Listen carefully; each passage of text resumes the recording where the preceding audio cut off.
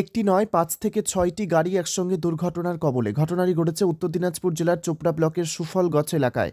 জানা গেছে, গতকাল গভীর রাতে চোপড়া ব্লকের সুফলগছ এলাকায় ২৭ নম্বর জাতীয় সড়কে একটি ট্রাকের টায়ার পাংচার হয়।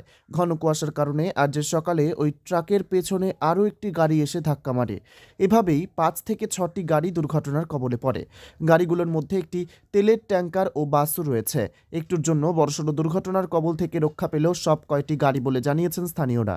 ঘটনায় দুটি গাড়ির চালকের অবস্থা গুরুতর থাকায় তাদের ইসলামপুর মহকুমা হাসপাতালে ভর্তি করা হয়েছে। ঘটনার খবর পেয়ে ঘটনাস্থলে এসে পৌঁছায় চোপড়া থানার পুলিশ।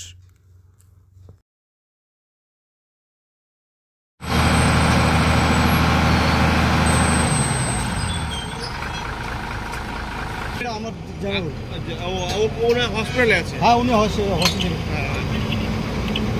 উনি কি অবস্থায় আছে? হ্যাঁ, উনি কি অবস্থায় আছে?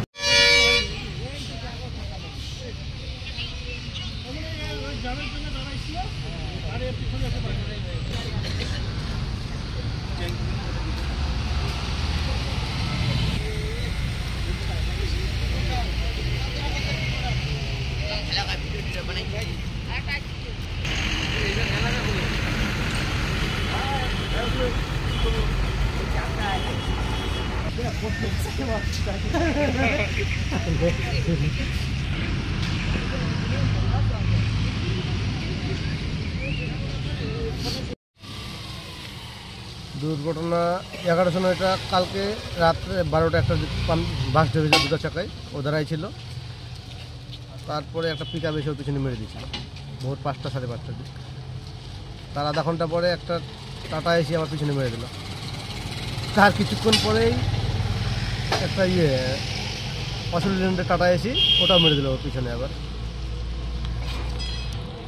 হ্যাঁ, এখানকার লোকই সবাই বললো ওয়েল ট্যাঙ্কারটা পিছাচ্ছিল, ছিল একটা বাসটা আসছিল, বাসটা আবার ওয়েল ট্যাঙ্কার পিছনে মেরে দিয়েছে।